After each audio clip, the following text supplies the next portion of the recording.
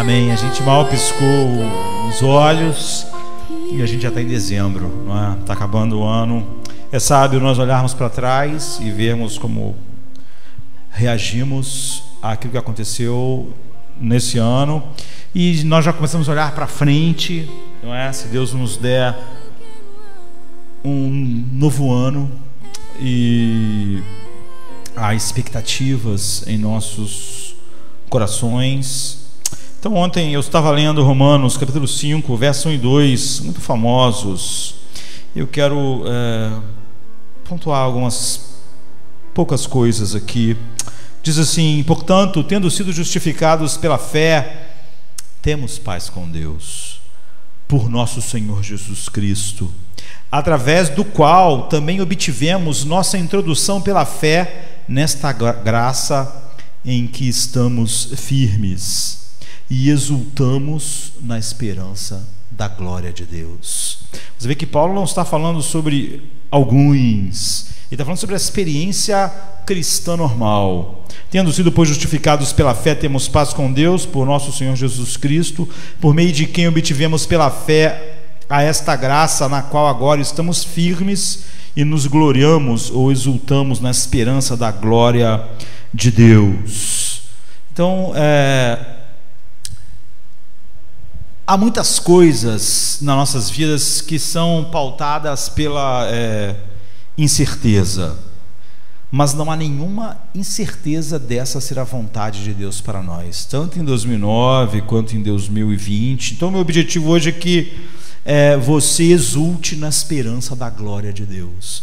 Na verdade, todas as vezes que eu prego, o meu único desejo é que as pessoas exultem na esperança da glória de Deus. É o objetivo de todas as vezes que nós estamos reunidos. Eu persigo isso com grande expectativa. Nada pode ser mais frustrante do que se nós, como igreja, você individualmente, ouvir todas essas coisas e não exultar na esperança da glória de Deus. Esse é o objetivo de Deus nesses dois versos. O versículo 2b: exultamos na esperança da glória de Deus. Então há muitas coisas na vida que nós não temos certeza. Há muitas coisas em 2009 que nós tivemos que lidar assim, há muitas coisas em 2020. Eu devo morar aqui ou devo morar ali? Eu devo mudar de emprego ou eu devo ficar no emprego que eu já estou? Eu devo ir para a escola, para a faculdade, essa aqui ou essa aqui? Qual será a melhor? Eu devo namorar essa pessoa ou não? Eu devo comer isso ou aquilo? A gente lida com isso o tempo todo. Eu leio esse livro ou leio aquele? Nenhum de nós, eu, por exemplo, sei que não vou poder ler todos os livros que eu desejaria ler. Então eu tenho que fazer escolhas. Eu leio esse livro ou leio esse? Eu converso com essa pessoa ou eu converso com aquela pessoa? Eu assisto essa série, esse show, ou eu não assisto? Há muitas opções diariamente chegando, e há essas incertezas. Quais agradariam mais ao Senhor? É o nosso pensamento. É melhor eu ficar nesse emprego ou ir para aquele? Nessa faculdade ou naquela? Essa pessoa ou outra pessoa? E você nunca pode ter certeza absoluta, não é? Porque é óbvio que estar nessa faculdade ou naquela outra não é uma escolha final e moral. Ainda assim, o Filho de Deus sempre ele deve pensar qual seria melhor. Eu, como filho de Deus, qual escolha eu devo fazer levando em conta o reino de Deus? Enfim, então há muitas opções que pensamos quais agradariam mais a Deus. Mas algumas coisas nós podemos ter certeza absoluta. Nós nunca precisamos ficar lutando como com essas coisas. E uma delas é essa: é da vontade de Deus que você exulte na esperança da glória de Deus. É da vontade de Deus que você se glorie na esperança da glória de Deus. Você nunca precisa acordar e pensar em 2020, em 2019, eu devo exultar ou não devo exultar na esperança da glória de Deus? tudo que você faz, o que quer que você diga, o que quer que você sinta, o que quer saber quando se levanta ou você se deita, disso você não precisa ter, eu diria, nenhuma incerteza. Você nunca deve se perguntar se em alguma situação, algum dia, algum momento, você deve ou não exultar na esperança da glória de Deus. Que você deve ou não se alegrar na esperança da glória de Deus. Agora, se isso é algo que nunca é uma incerteza, é óbvio que eu posso olhar para 2019 e ver se isso que Paulo está falando, que é a vida cristã normal, fez parte da minha vida.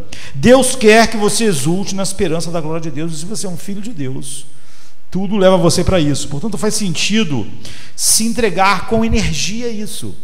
Porque se a faculdade, essa ou essa, eu não sei qual é a melhor, mas depois que eu pondero como um filho de Deus, eu devo me entregar aquilo com energia. Agora, se aquilo que eu tenho a certeza absoluta, e não precisa haver nenhuma dúvida, eu tenho a certeza absoluta que é isso que Deus quer, então eu devo me entregar a isso com a maior energia do que eu me entrego a qualquer outra coisa. A coisa mais importante do dia, no qual eu devo empregar toda a minha energia, é exultar na esperança da glória de Deus.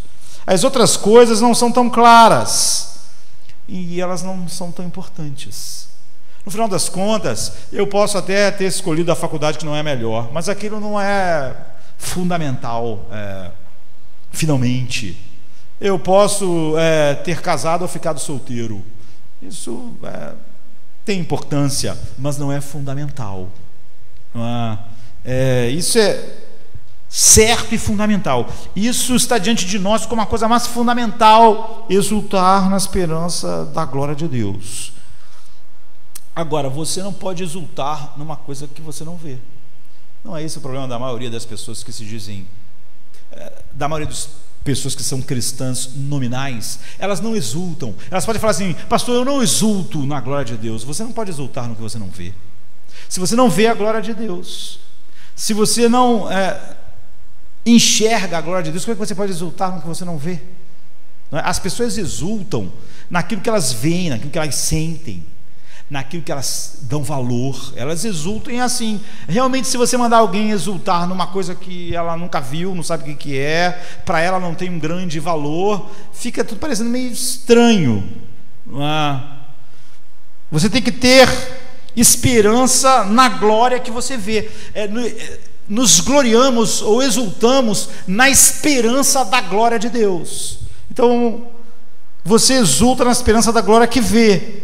Ou seja, existe a glória de Deus. Se alguém não vê a glória de Deus, ele não pode exultar nessa glória, e nem exultar na esperança dessa glória. Talvez esse seja um grande problema. A exultação, a vanglória, o júbilo na esperança da glória de Deus não pode existir se os nossos olhos não veem glória nenhuma em Deus. Isso não encanta nossos corações, não arrebata a nossa imaginação. Então, onde a gente vê essa glória?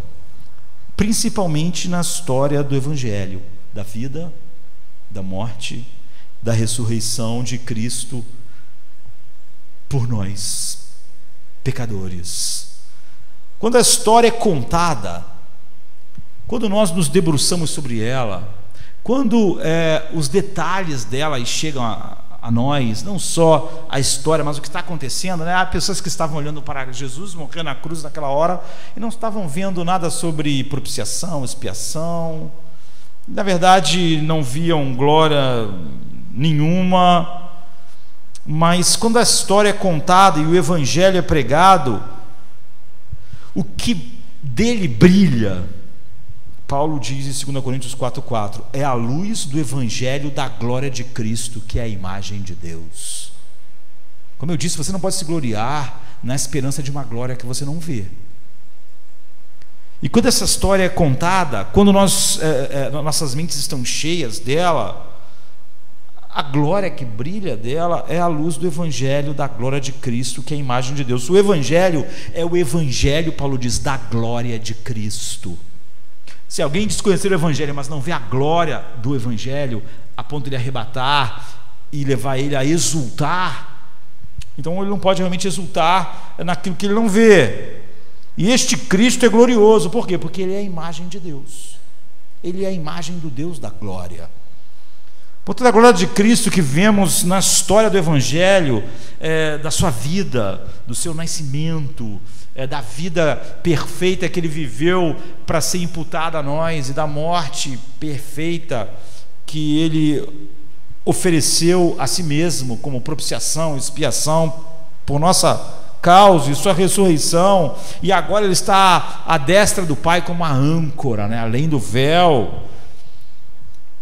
Nessa história Deus se destaca da vida de seu filho, a partir da vida do seu filho e da pregação dessas verdades a partir dos apóstolos e durante toda a história da igreja e até essa noite, em 5 de dezembro de 2019.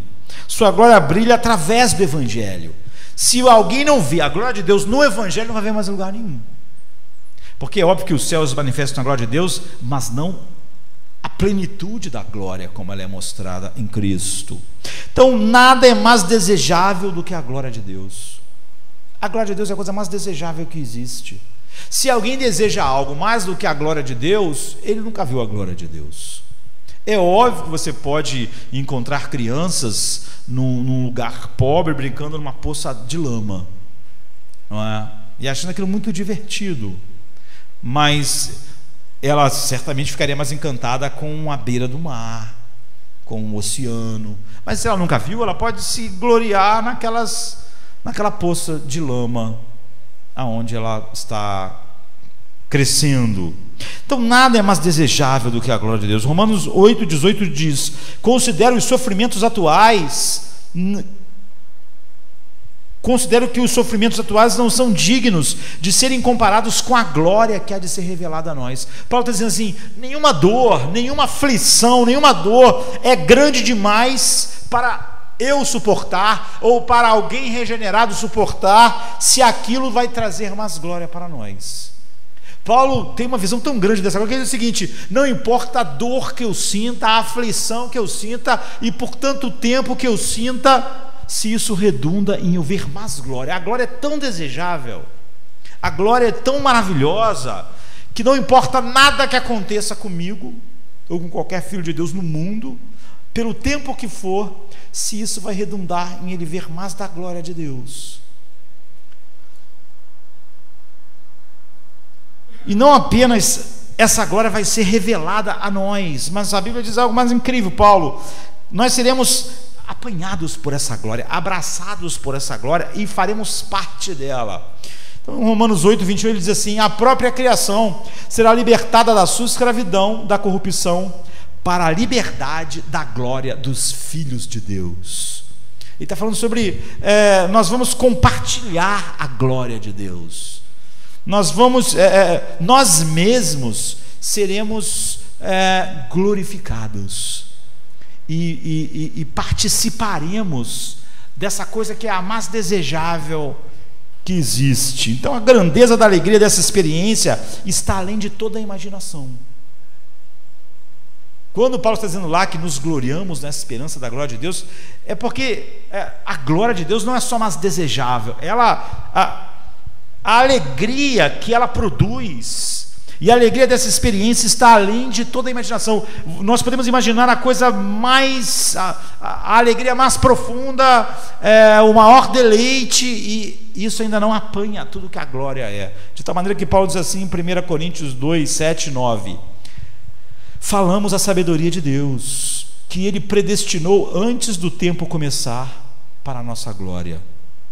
O que nenhum olho viu, nem ouvido ouviu, nem o coração do homem concebeu, Deus preparou para aqueles que o amam. Você vê, falamos a sabedoria de Deus, que Ele predestinou antes do tempo começar para a nossa glória. Quando Paulo foi arrebatado ao céu, não é? E viu mais ainda dessa glória, ele foi impedido de colocar isso em palavras. Não é no original, a ideia não é que havia uma proibição dele falar. Nós sabemos como todos aqueles que falaram um pouco do que viram, lutaram com palavras, e as nossas mentes ficam mais confusas do que claras quando eles estão falando sobre isso. Se vocês lerem as visões de Ezequiel, ele está tentando descrever, e quanto mais ele tenta descrever, mais difícil é compreender o que ele está vendo, o que ele está descrevendo. Então Paulo diz assim: foi arrebatado ao paraíso e ouvi palavras inexprimíveis para um homem, palavras inexprimíveis que um homem não tem permissão para falar. 2 Coríntios 12, 4. Em outra versão diz que foi arrebatado ao paraíso e ouviu palavras inefáveis, inexprimíveis, às quais não é lícito ao homem se referir. Na verdade, está dizendo que não há palavras humanas para expressar aquilo que ele viu, de tal maneira que, se ele tentasse expressar isso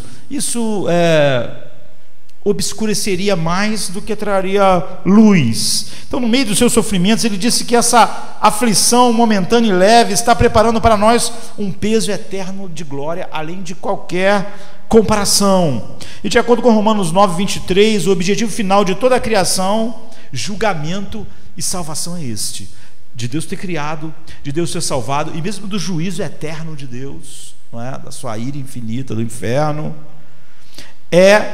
conforme Romanos 9, 23, tornar conhecidas as riquezas da sua glória sobre os vasos de misericórdia que ele preparou previamente para a glória. Você vê que tudo aponta para essas riquezas infinitas da glória, que Paulo diz: se nós somos justificados e temos paz com Deus, nós exultamos na esperança da glória de Deus. Ou seja, nós vimos parte dessa glória, e isso é tão maravilhoso que nossos corações agora exultam na esperança da contemplação final dessa glória, porque nós fomos feitos para desfrutar das riquezas da glória de Deus, tornar conhecidas as riquezas da sua glória sobre os vasos de misericórdia que ele preparou previamente para a glória.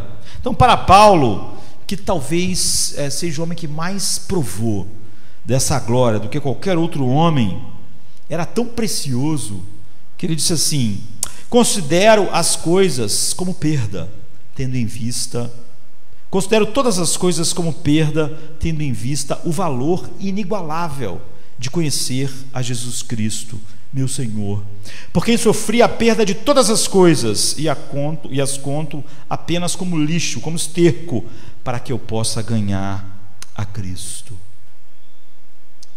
E o que ganhamos quando ganhamos Cristo?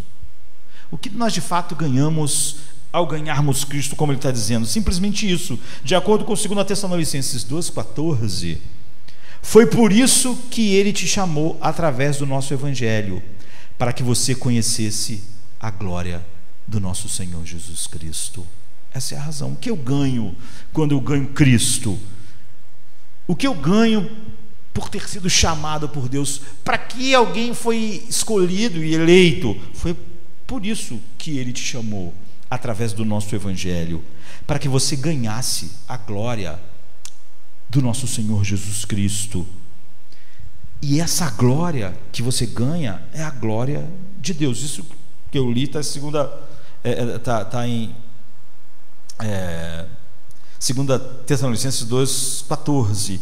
E essa glória é a glória de Deus, como Paulo diz em 2 Coríntios 4,4, nos quais o Deus deste século cegou o entendimento dos incrédulos. Essa é a definição do ímpio: é alguém que não vê essa glória, para que não lhes resplandeça a luz do Evangelho da glória de Cristo, o qual é a imagem de Deus. Ou verso 6 que diz: porque Deus que disse, das trevas brilhará a luz, é quem brilhou em nossos corações, para quê?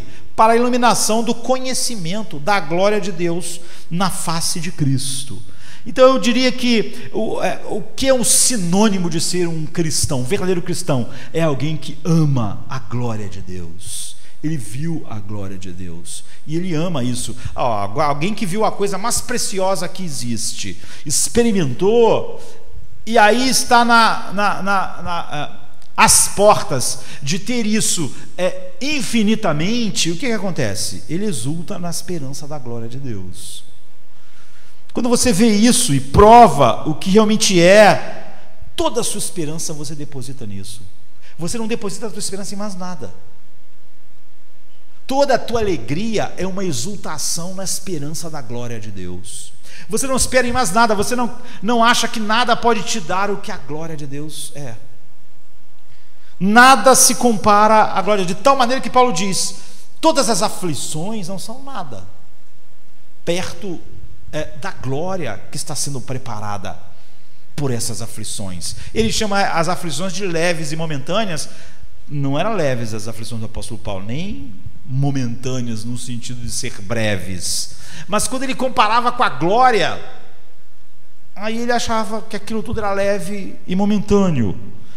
Ou então ele pegou tudo que a sua vida foi, tudo que ele construiu, todos os seus anos de estudo, toda a sua posição, ele disse: tudo isso é esterco perto da glória de Deus. É nessa esperança que nós exultamos. Essa é a vontade de Deus. Essa é a descrição do cristão. O cristão é alguém que ama a glória de Deus. A diferença entre ele e o ímpio é que o ímpio, o Deus desse século, cegou ele para não enxergar a glória de Deus na face de Cristo. Então o que isso significa? Todos nós aqui nessa noite, se somos regenerados, vimos parte dessa glória. Todos já tiveram um gostinho disso. Todos experimentam um pouco disso, como Paulo. E isso necessariamente produz o que Paulo está dizendo: e nos gloriamos na esperança da glória de Deus. Como é que eu posso dar um exemplo disso? Eu estava vendo um documentário sobre a Segunda Guerra Mundial e a Guerra do Vietnã, não é? E eu, olhando aquelas imagens antigas, não é? Eu estava vendo um documentário e chorei, porque é difícil ver o que está acontecendo com aquelas pessoas nesse documentário que eu estava vendo, sem você chorar, sem você participar um pouco daquilo. Porque os vídeos no documentário mostravam pessoas que faziam 3, 4, 6 anos desde que seu pai ou seu esposo, não é, tinha sido feito prisioneiros de guerra, tinham sido capturados, e ninguém sabia se essas pessoas tinham sido mortas nos campos ou se elas sobreviveram. Você passava 1 ano, 2, 3, o seu marido sumiu na guerra, o seu pai, não é? E as esposas haviam sido fiéis aos seus maridos, que elas não sabiam se ia voltar, se já estavam mortos. 3, 4, 5, 6 anos.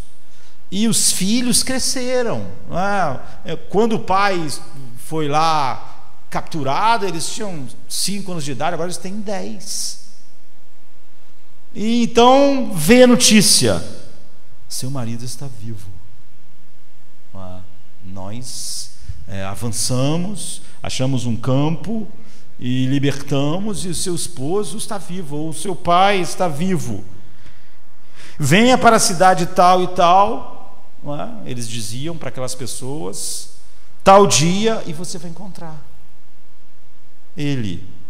E aquelas cenas nos porta-aviões, quando as esposas encontravam o marido 5 anos depois de 5 anos sem saber se estava vivo ou morto, ou os filhos que passaram 5 anos, passaram às vezes de ter 7 anos para 12, sem o pai, aquelas pessoas se abraçando, chorando. Aquelas cenas reais são comoventes. Mas eu quero que você pense agora, não na cena em si, mas no hiato. Pense na experiência emocional daquelas mulheres, ou daquelas crianças, daqueles filhos, entre a hora do telefonema e o encontro, Entre a hora que o telefonema chegou ou o telegrama dizendo: o seu marido está vivo, o pai de vocês está vivo.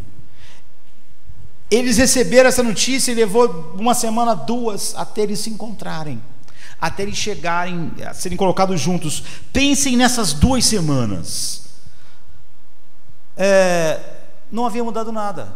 Eles não viram o pai há 5 anos, e eles continuaram durante aquelas 2 semanas sem ver. A esposa passou 5 anos sem ver o marido, e ela continuou aquelas 2 semanas ou 3 sem ver o marido. O que tinha mudado? O que tinha mudado era a notícia: ele está vivo, ele está voltando para casa. Você daqui a 2, 3 semanas vai poder abraçar ele, vai poder encontrar ele. Essa notícia, evangelho é isso, né? É uma notícia. Essa notícia criou naquelas pessoas o quê? Uma esperança de garantia. Elas não estavam vendo o marido ainda, os filhos não estavam vendo o pai ainda, eles não estavam vendo, mas mudou tudo. Mudou, porque a esperança muda tudo. Não era mais igual aqueles 4, 5 anos. Eles estavam esperando 2 semanas, 3 semanas, 4 semanas, mas não importava. Agora eles estavam cheios de alegria. Eles se gloriavam na esperança de se encontrar.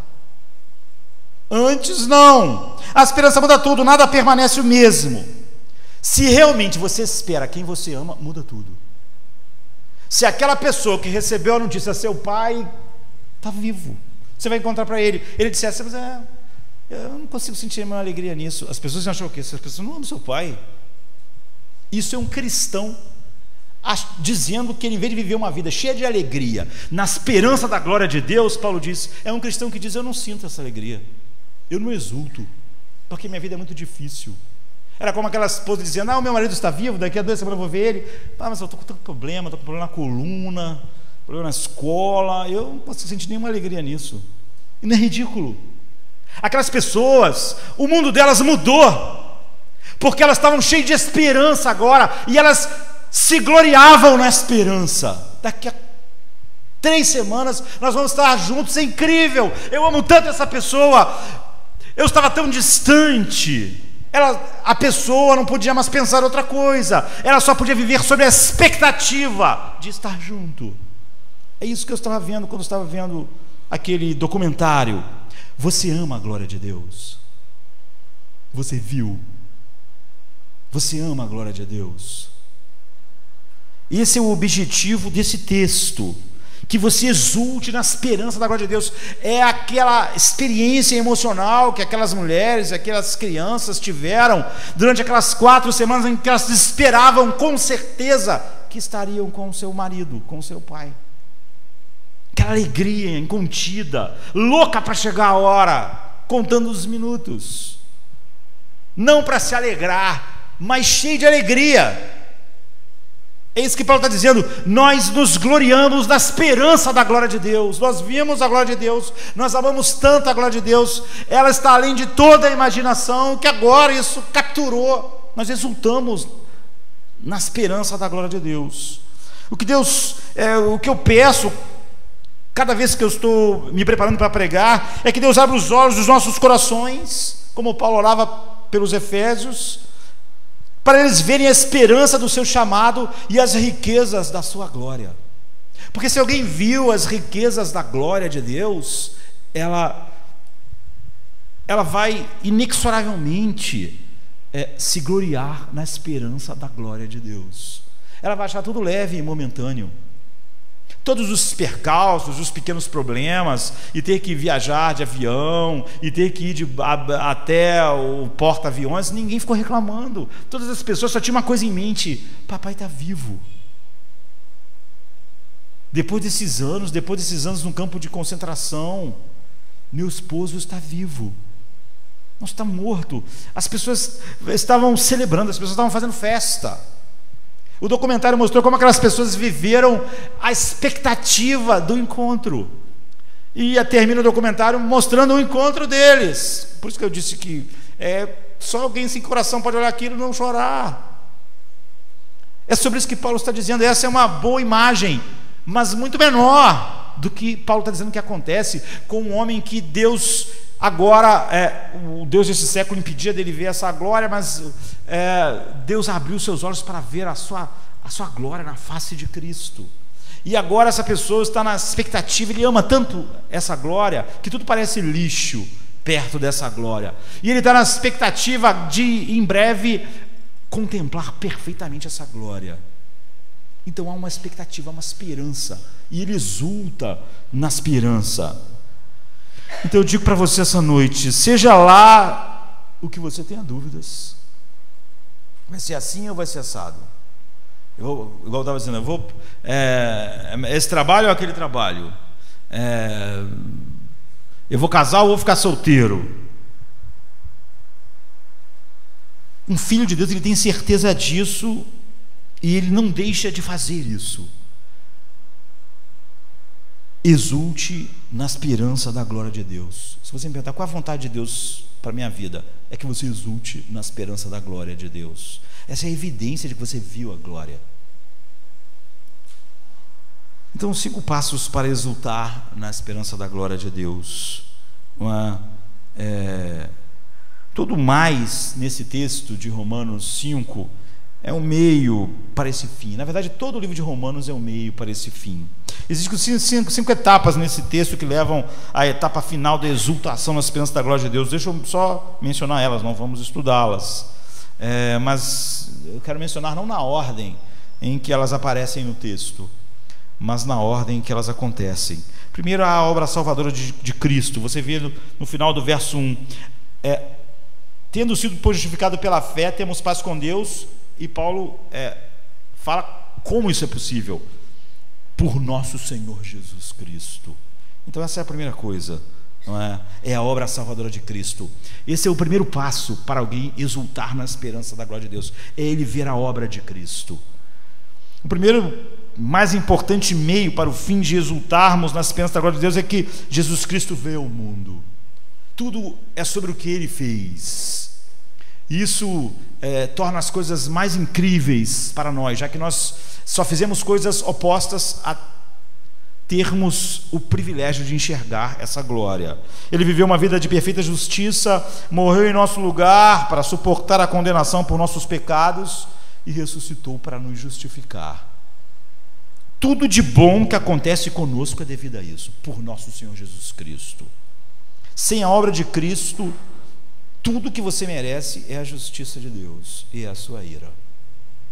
Tudo. Então não há nada de bom que possa acontecer conosco que não é devido a Cristo. Tudo de bom que acontece a alguém, entre aspas, bom, que não é em Cristo, aumenta a sua culpa. Sem a obra de Cristo, tudo seria justiça. Eu não poderia ser considerado justo diante de Deus, não poderia ser amado, não poderia ser escolhido.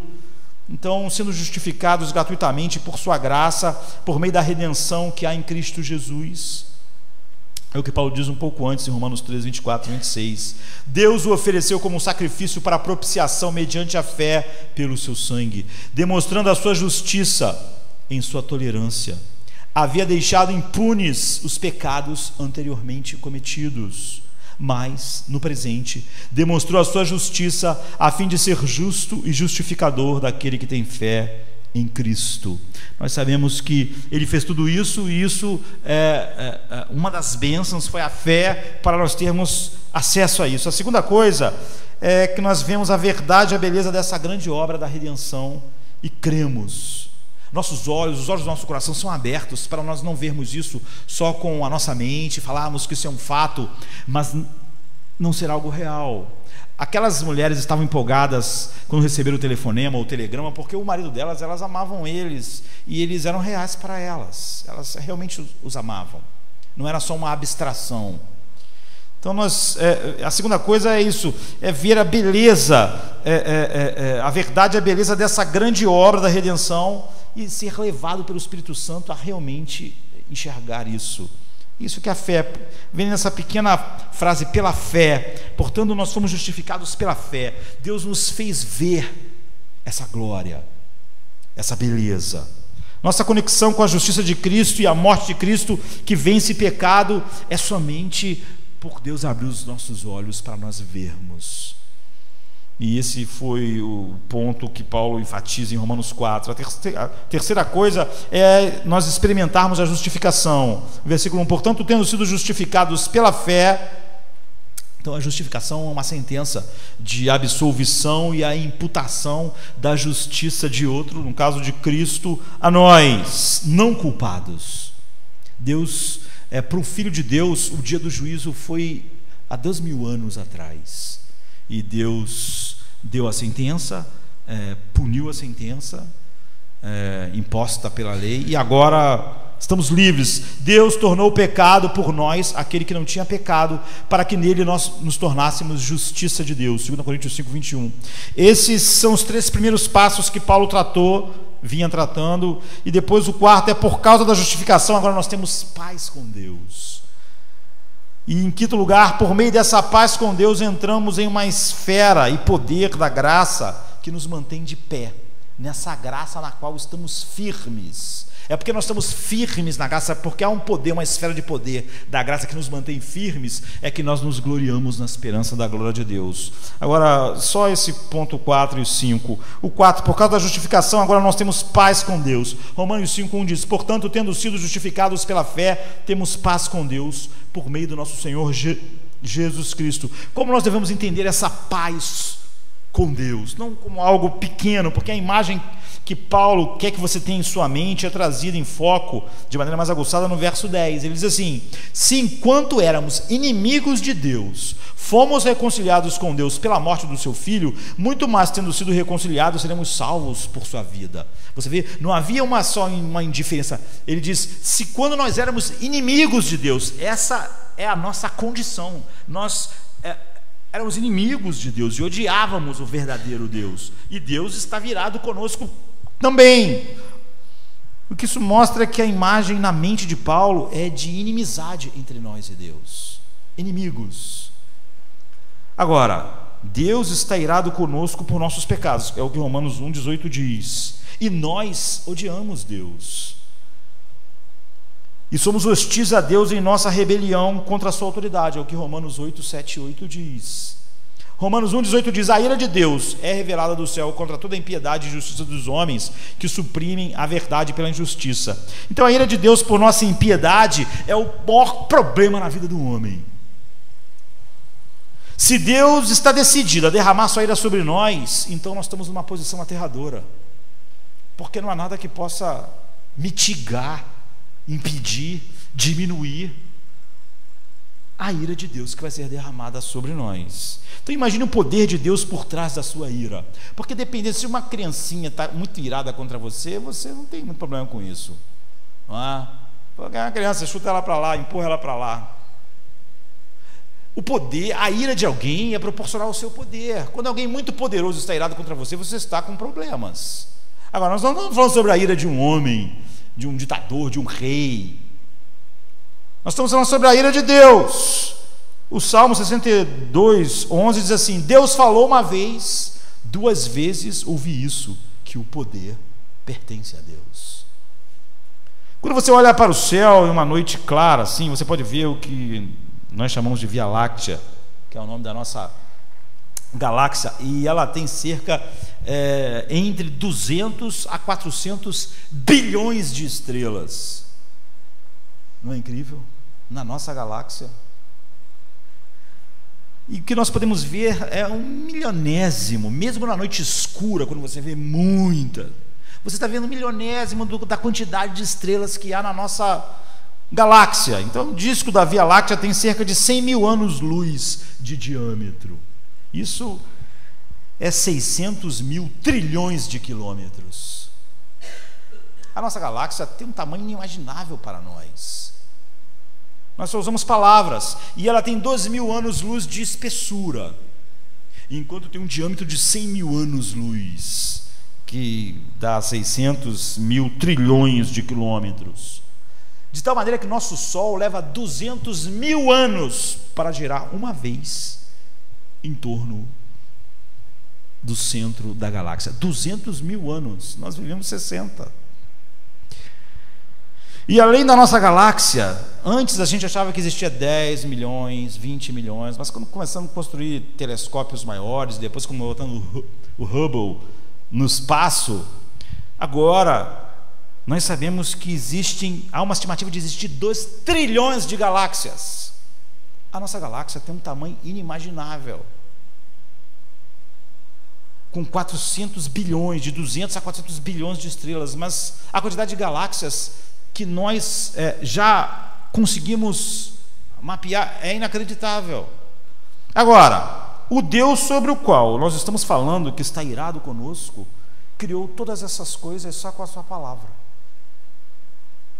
Agora, dimensione esse poder. Esse Deus é tão grande que qualquer tentativa de retratar sua grandeza fica longe. A Bíblia diz que os céus manifestam a glória de Deus. Nós estamos falando de uma galáxia onde nós vivemos, que é de um tamanho inimaginável para nós, no meio de trilhões de outras. Mas o que nós podemos ver e sentir é o seguinte: se um Deus tão grande está irado conosco e tem um poder por trás dele infinito para apoiar a sua ira, então o ser humano está na pior condição possível. Não existiu um lugar pior para um ser humano estar do que debaixo da ira de Deus. É por isso que o próprio Filho de Deus suou o sangue quando imaginou ficar debaixo dessa ira. Essa é a nossa situação. Deus está revelando a sua ira contra nós. Você vê tudo o que acontece, da mesma maneira que o que a gente experimenta da glória de Deus não é nada perto do que vai ser revelado a nós. Toda a desgraça do mundo é só um ínfimo da ira de Deus. Tudo que você vê nesse mundo de morte, dor, não é nada. É só Deus revelando um pouco da sua ira, como o versículo 18 diz: do céu se manifesta a ira de Deus contra toda a impiedade e justiça dos homens. Nossa única esperança é que Deus possa fornecer um caminho de reconciliação. O versículo 10 diz que fomos reconciliados com Deus pela morte do seu Filho. Isso aconteceu porque Cristo levou nossos pecados, cumpriu nossa justiça. Agora pela fé nós estamos unidos a Cristo, de modo que a justiça é imputada ou creditada a nós. E Paulo diz: qual é o resultado disso? Temos paz. Se um ser humano realmente sentir quem Deus é, o seu tamanho infinito, e que ele está irado, e que há esse poder infinito por trás da sua ira, então isso é a coisa mais terrível e desesperadora.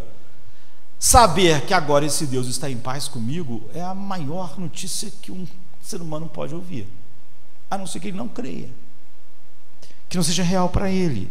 Nós estamos reconciliados, não há condenação. Esse é o passo 4 em nosso caminho para exultar. Paulo está dizendo: quem conhece Deus, quem sabe, conhece a ira por trás, a ira de Deus sobre o pecado e o poder infinito por trás dessa ira, quando ele sabe que agora esse Deus está em paz com ele experimenta algo dessa glória e ele exulta na esperança dessa glória.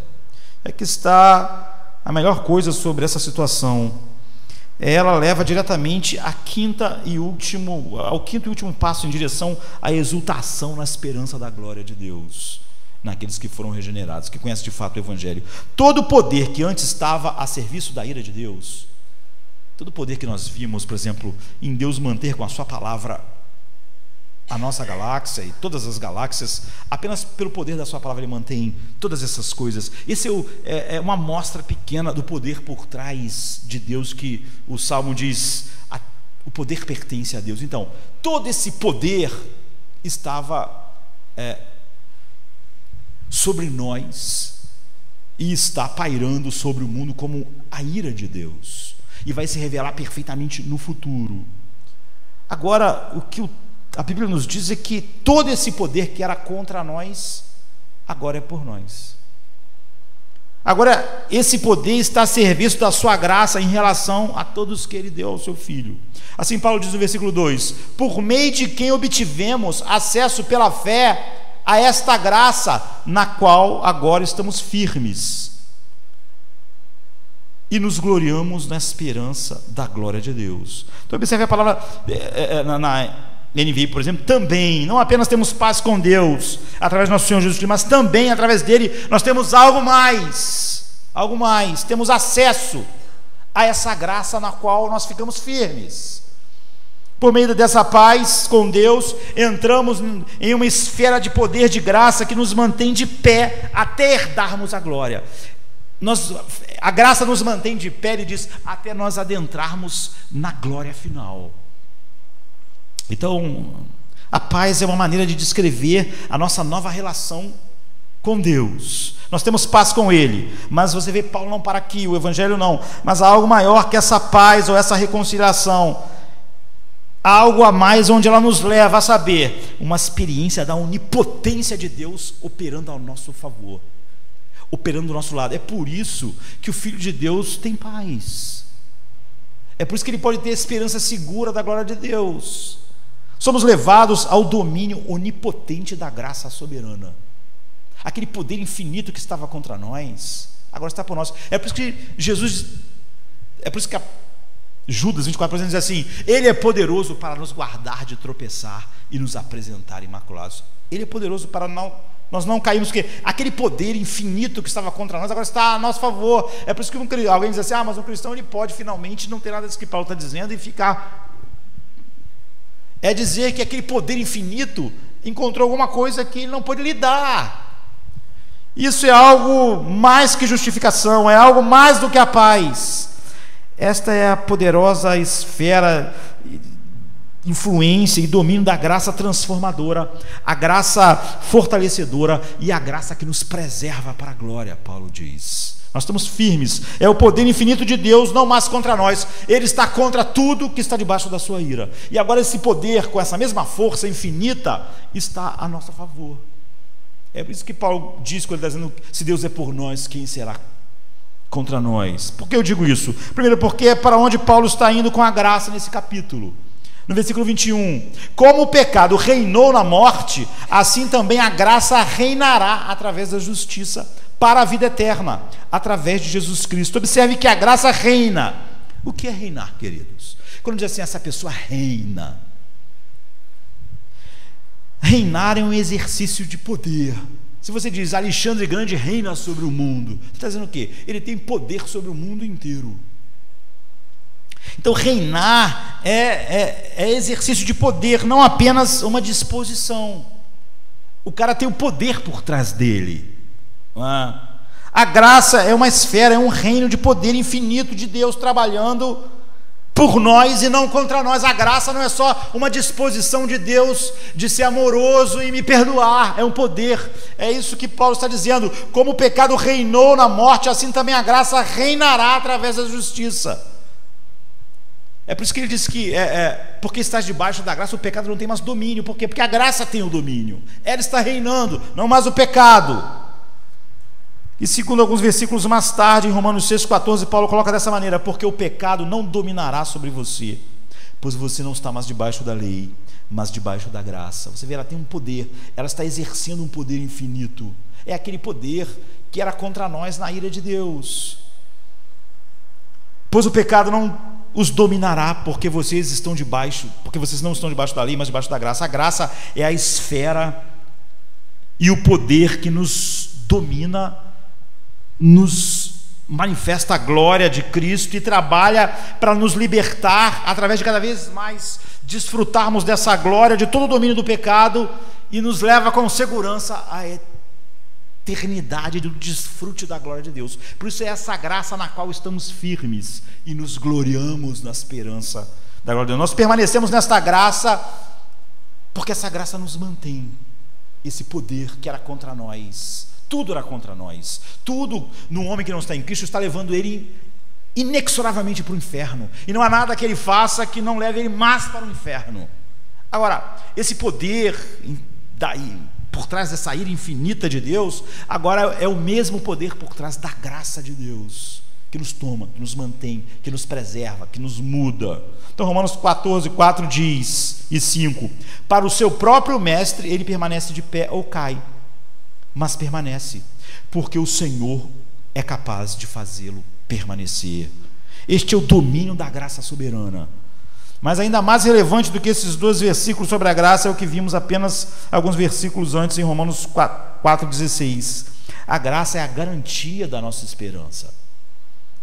Não há alguma coisa em nós que nos garante a esperança. A graça faz isso. Diz assim o texto: por esse motivo, a justificação e nossa herança, pela fé, a fim de que esteja de acordo com a graça, para que a promessa seja garantida. A promessa é garantida porque ela está de acordo com a graça. Ou seja, a graça garante a promessa e todas as coisas que foram prometidas a nós, todas as transformações até a glória final. Então lembre-se dessa conexão: fé, graça, certeza.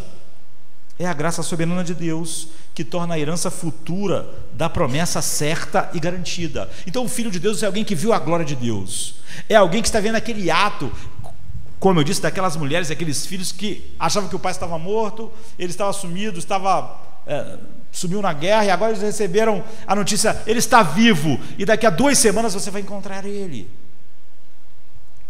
Então a graça soberana de Deus que torna a nossa herança futura uma promessa certa e garantida. Por quê? Por causa do poder da graça. Porque se fosse só uma disposição, não adianta nada. Mas do mesmo jeito que há um poder por trás da ira de Deus, esse mesmo poder agora que era contra nós é por nós. Como ninguém pode escapar do poder da ira de Deus, nenhum daqueles que Deus chamou vão escapar do poder infinito da sua graça. Então Deus que dá a vida aos mortos e cria o que não existe. E a graça cria em nós tudo que não existia, e tudo que Deus quer que haja em nós. Romanos 4,17 diz: o Deus que dá vida aos mortos e chama à existência coisas que não existem, como se existissem. Paulo está falando da graça de Deus operando no coração, na vida de Abraão, na minha, na sua. A graça de Deus cumpriu a promessa, porque Abraão era justificado e tinha paz com Deus, e portanto, agora, se alguém está em paz com Deus, o poder onipotente de Deus está operando todas as coisas para que a glória que essa pessoa viu, em parte, ele veja finalmente. E por causa disso, então, há essa certeza, nos gloriamos na esperança da glória de Deus. Foi nisso que entramos de acordo com Romanos 5,2. É aí que o povo justificado de Deus vive. Ele vive na exultação da esperança da glória de Deus. A ideia de alguém justificado que não vive na exultação da esperança da glória de Deus não está na Bíblia. É aí que nós estamos, é por isso que nós exultamos na esperança da glória de Deus. O pensamento é o mesmo que a conexão fé, graça, certeza tem em Romanos 4,16. A justificação é pela fé, a fim de que ela esteja de acordo com a graça, de modo que a promessa seja garantida. Então essas são as notícias mais incríveis que alguém já ouviu, muito maior do que o que aquelas mulheres ouviram, elas que achavam que os maridos estavam mortos há 4, 5 anos, aqueles filhos ouviram quando ouviram a notícia, a boa notícia, o evangelho: o pai de você está vivo, ou o seu marido está vivo daqui a 2 semanas. Todas as pessoas regeneradas amam a glória de Deus muito mais do que uma esposa pode amar um marido, ou um filho pode amar um pai. Ele viu essa glória e ele tem a certeza absoluta de que daqui a pouco ele vai estar no desfrute dessa glória. Tudo mais não tem importância final na vida das pessoas. Paulo diz que todas as pessoas justificadas estão em paz com Deus, e agora esse poder infinito que era contra nós é por nós, e nós então exultamos na esperança da glória de Deus. E porque exultamos nessa certeza, nós podemos lidar com qualquer coisa, como Samuel Rutherford disse. Um cristão, coloca o cristão em qualquer situação, ele saberá se alegrar nela, por causa disso, porque ele está exultando em outra coisa e não naquelas coisas. Aquelas mulheres podiam passar aquelas 3 semanas exultando, independente se estava chovendo, se não estava, se tinha isso ou tinha aquilo, porque elas estavam na expectativa de encontrar quem elas mais amavam. É assim que um verdadeiro cristão vive. E nos gloriamos na esperança, ou exultamos na esperança da glória de Deus. E nós sabemos que o verso seguinte, que nós não tocamos, é: e não somente nisso, mas também nas tribulações. Vamos ficar de pé. Oh Deus, a Tua palavra, Senhor Pai, é como uma espada, ela divide, separa, Senhor Pai, a verdade e o erro em nossos corações.